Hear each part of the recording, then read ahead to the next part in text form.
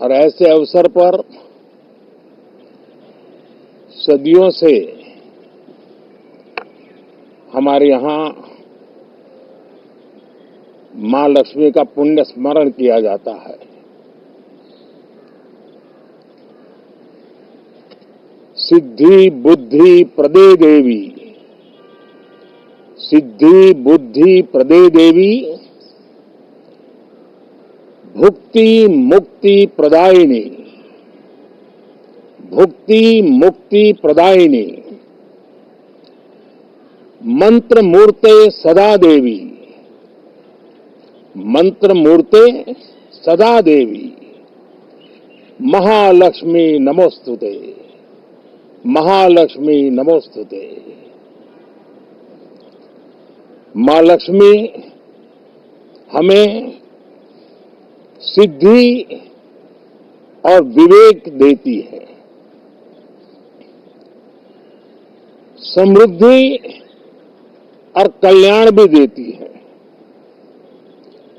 मैं मां लक्ष्मी से प्रार्थना करता हूं कि देश के हर गरीब एवं मध्यम वर्ग समुदाय पर मां लक्ष्मी की विशेष कृपा रहे। साथियों, हमारे गणतंत्र के 75 वर्ष पूरे हुए हैं।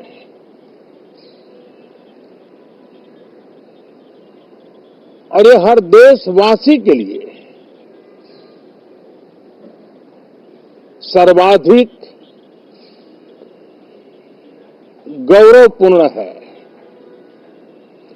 और विश्व के लोकतांत्रिक जगत के लिए भी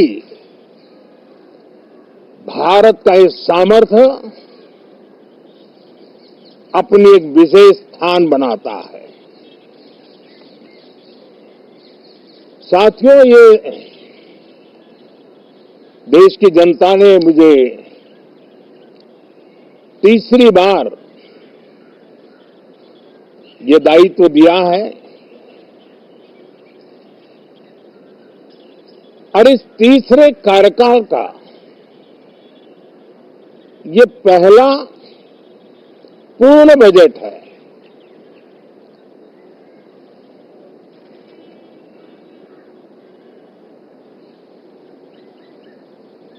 और मैं विश्वास से कह सकता हूं कि 2047 जब आजादी के 100 साल होंगे, विकसित भारत का जो संकल्प देश ने लिया है, ये बजट सत्र, ये बजट एक नया विश्वास पैदा करेगा, नई ऊर्जा देगा कि देश जब आजादी के 100 साल मनाएगा तब विकसित होकर रहेगा। 140 करोड़ देशवासी अपने सामूहिक प्रयास से इस संकल्प को परिपूर्ण करेंगे। तीसरे टर्म में हम मिशन मोड में देश को सर्वांगीण विकास की दिशा में,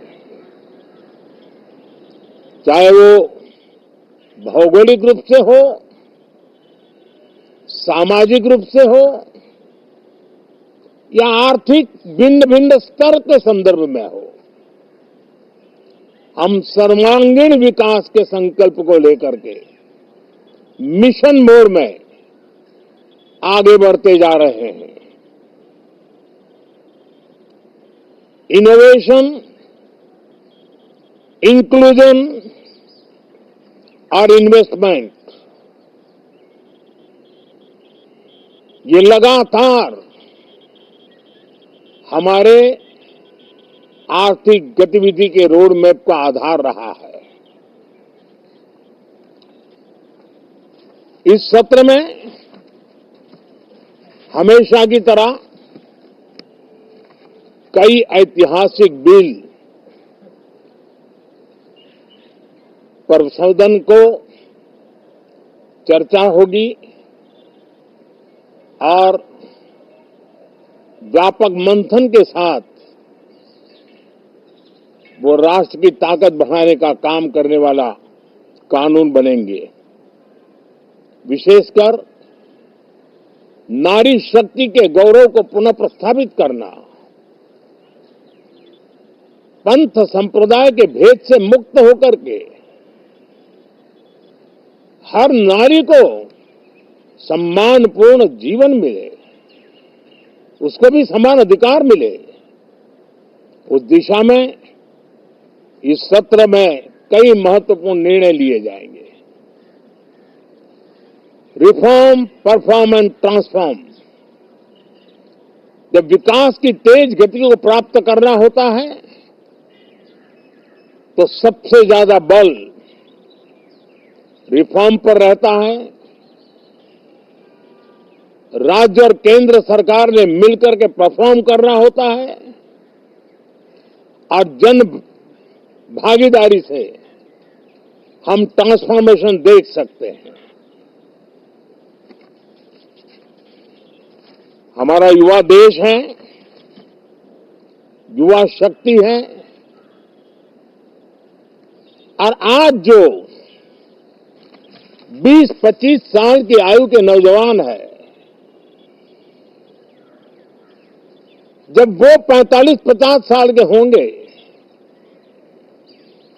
तब वो विकसित भारत का सबसे बड़े बेनिफिशियरी होने वाले हैं। उम्र के उस पड़ाव पे होंगे, नीति निर्धारण की व्यवस्था में उस जगह पे बैठे होंगे कि वे गर्व के साथ आजादी के बाद जो 17वीं शताब्दी शुरू होगी, एक विकसित भारत के साथ आगे बढ़ेंगे। और इसलिए ये विकसित भारत के संकल्प की पूर्ति का प्रयास, ये अथाग मेहनत आज जो हमारे टीनेजर्स हैं, हमारी युवा पीढ़ी है, उनके लिए ये बहुत बड़ा तोहफा बनने वाली है। जो लोग 1930 में, 42 में आजादी के जंग में जुट गए थे, पूरी देश की युवा पीढ़ी खप गई थी आजादी के जंग में, और उसके फल 25 साल के बाद जो पीढ़ी आई उसको नसीब हुए। उस जंग में जो नौजवान थे उनको नसीब हुए। आजादी के पूर्व के वो 25 साल आजादी के जश्न मनाने का अवसर बना। वैसे ही ये 25 वर्ष समृद्ध भारत, विकसित भारत, ये संकल्प से सिद्धि और सिद्धि से शिखर तक पहुंचने का देशवासियों का इरादा। और इसलिए बजट सत्र में सभी सांसद विकसित भारत को मजबूती देने के लिए अपना योगदान देंगे। विशेष करके जो युवा सांसद है उनके लिए तो सुनहरा अवसर है, क्योंकि वो आज सदन में जितनी जागरूकता, जितनी भागीदारी बढ़ाएंगे और विकसित भारत के जो फल है वो तो उनकी नजर के सामने देखने को मिलने वाले हैं।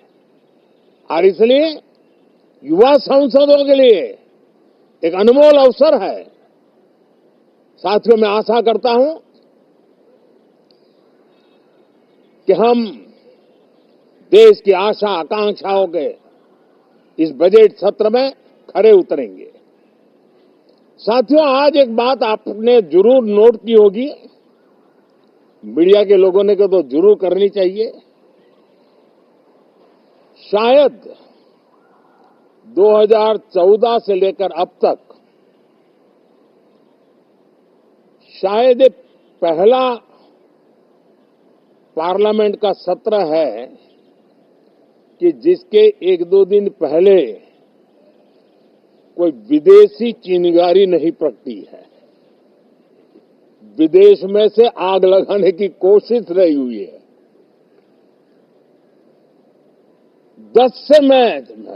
10 साल से यानी 14 से देख रहा हूं, हर सत्र के पहले शरारत करने के लिए लोग तैयार बैठते थे और यहां उसको हवा देने वालों की कोई कमी नहीं है।